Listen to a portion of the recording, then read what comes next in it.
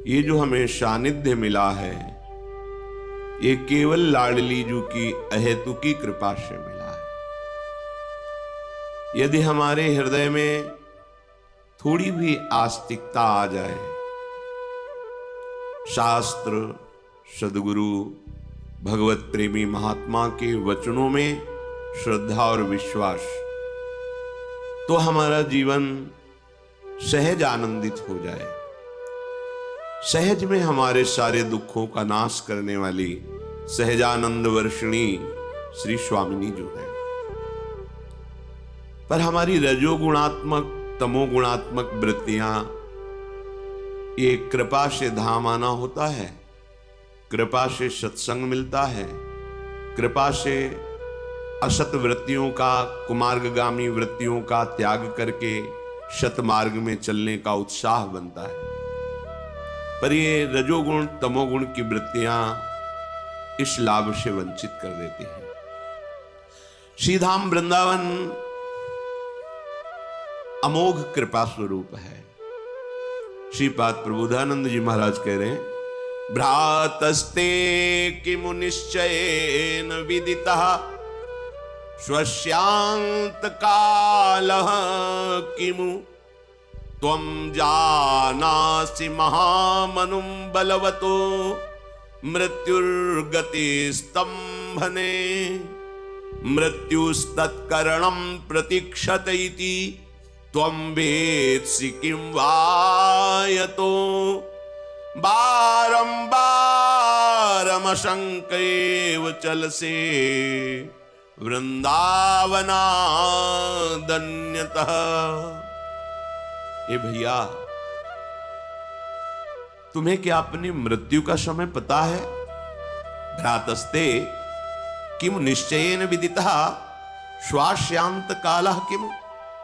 तुम्हें अपने अंतकाल का पता चल गया क्या कि तुम कब मरोगे? बोले नहीं। तो फिर तुम ऐसे कर्म क्यों करते हो जो तुम्हारी दुर्गति कराने वाले? पापाचरण क्यों करते हो? हे भाई, जब तुमको ये पता नहीं है कि तुम कब मर सकते हो, तो तुम कल के लिए पापाचरण क्यों करते हो? हिंसा करके, दोष करके मैं इतना धन एकत्रित कर लूंगा तो बहुत काल तक सुखी रहूंगा, और पता नहीं है कि संध्या मिलेगी कि नहीं मिलेगी। तुम जानासि महामनुम बलवतो मृत्युर्गति स्तंभने। तुम्हें पता है मृत्यु बहुत बलवान है, किसी को कहीं भी कभी भी किसी भी हेतु से वो बख्शेगी नहीं। जो समय है उस समय को आप काट लीजिए, जितना समय तुम्हें मिला है। कैसे काटे? बोले निरंतर श्यामा श्याम का स्मरण करते हुए, सत आचरण करते हुए। इसके सामर्थ्य नहीं हम में तो आ जाओ वृंदावन। श्रीपाद कह रहे, यहां वृंदावन का पानी, यहां की रज, यहां का वायुमंडल आपको राधा नाम से प्रीति करा देगा। कहीं त्रिभुवन में ऐसी सामर्थ्य नहीं कि राधा नाम का श्रवण करने का भी सौभाग्य मिले। ध्यान रखना,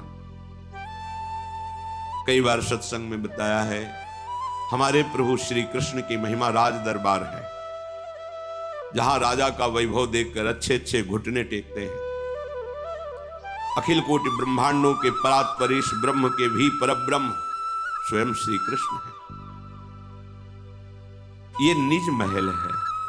जब राज दरबार में राजा का जो वैभव देखता है, वो इसके आगे फिर कुछ नहीं जानता कि इन महाराज के समान त्रिभुवन में कोई नहीं है। लेकिन जब उसके ऐश्वर्य वैभव से अलग उसका प्रेम स्वरूप है, वो है निज जनों के साथ।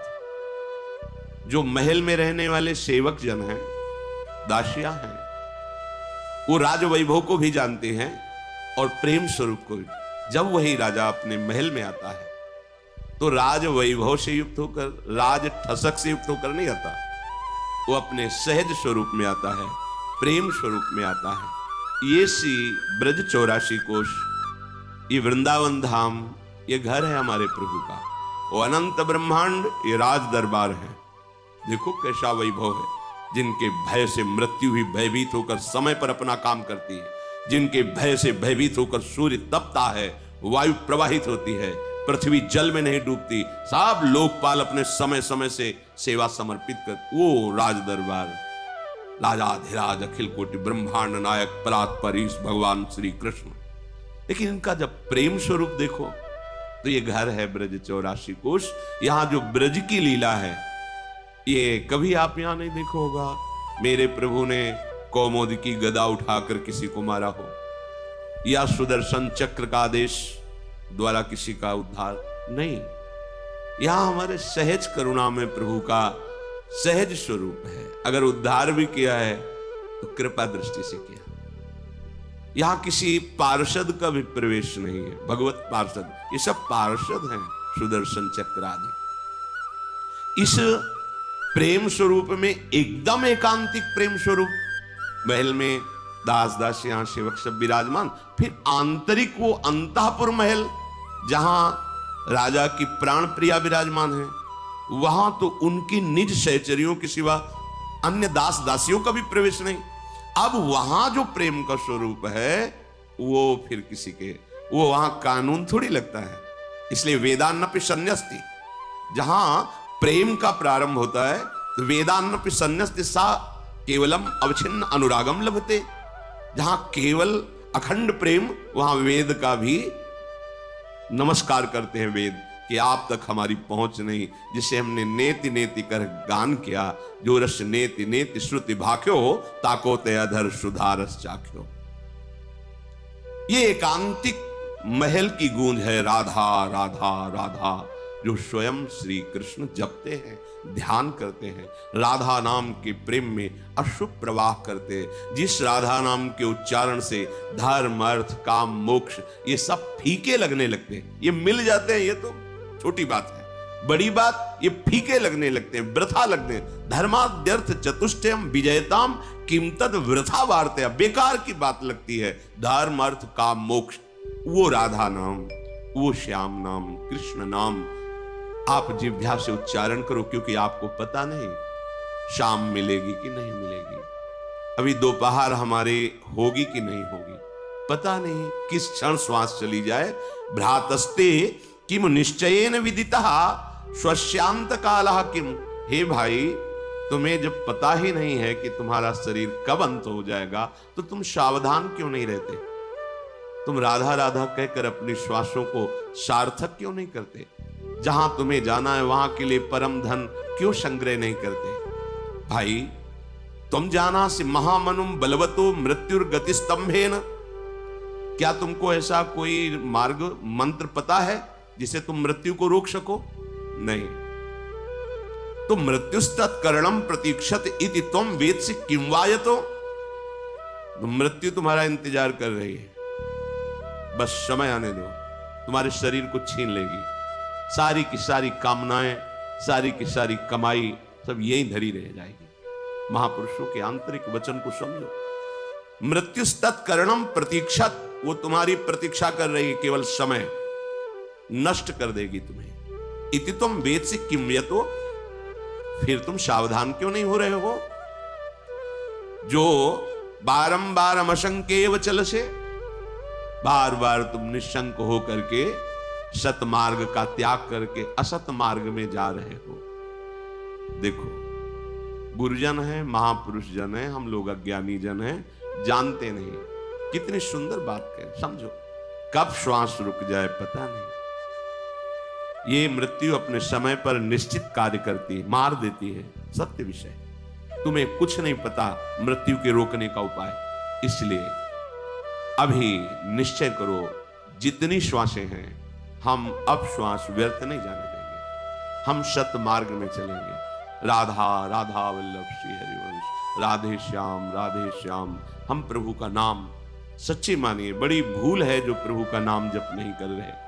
तो कह रहे हैं चल से वृंदावनादन्यतः, तुम अन्य आश्रय मत लो, अन्य भाग दौड़ बंद करो, वृंदावन का आश्रय ले लो। तो क्या करेगा वृंदावन? वृंदाटवी विमल चिदघन सत्व वृंदा, वृंदारक प्रवर वृंद मुनींद वंद्या, निंद्यानपि सुकृपयाद्भुत वैभवेन मादृक पशून स्वचरणानुचरी करो। कैसी दैन्यता है, श्रीपाद के हृदय में, कह रहे मुझ जैसे पशु को भी प्रेम में डुबो दिया वृंदावन ने। ये इतने बड़े महात्मा के हजारों लोगों को ब्रह्मबोध करा दिया है, हजारों साधकों को मोक्ष पदवी प्रदान कर दी। इतने बड़े महापुरुष हैं। और कह रहे माद्रिक पशुन, मेरे जैसा पशु स्वचरणानुचरी करो। तो श्री जी ने अपने चरणों की अनुचरी बना लिया। बड़ा भारी पद है ये, लाडली जू का पक्ष लेकर के लालजू को दुलार करना। ये अद्भुत सुख है। जब लालजू देखते हैं ना कि मेरी प्रियाजू की प्रसन्नता के लिए बलिहार हो जाते हैं। जिसके हृदय में थोड़ा भी प्रेम हो तो ऐसा भाव समझ सकता है, थोड़ा भी। जैसे किसी मां को प्रसन्न करना है, उसके लाडले लाल को दुलार करो तो देखो मां का हृदय बरस पड़ेगा आपके ऊपर, वो करुणा कर देगी। जब हम राधा नाम लेते हैं और किशोरी जी की ठसक में रहते हैं तो लालजू की प्राण प्यारी लाडली जो है, लालजू बिक जाते हैं।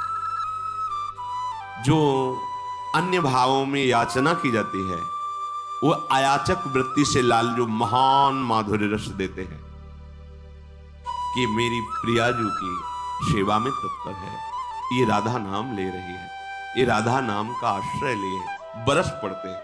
और जब प्रभु बरस पड़े फिर बाकी क्या रह गया? अपने लोग ये बात कुछ जानते नहीं। प्रभु प्रसन्न हो गए तो दुर्लभ क्या रह गया? माद्रिक पशुन स्वचरणानुचरी करो। तो मुझ जैसे पशु को भी अपनी अनुचरी बना लिया श्री जी ने। श्रीपाद प्रबोधानंद बोले किसका प्रभाव? बोले वृंदा टवी विमल चिद घन सत्व वृंदा।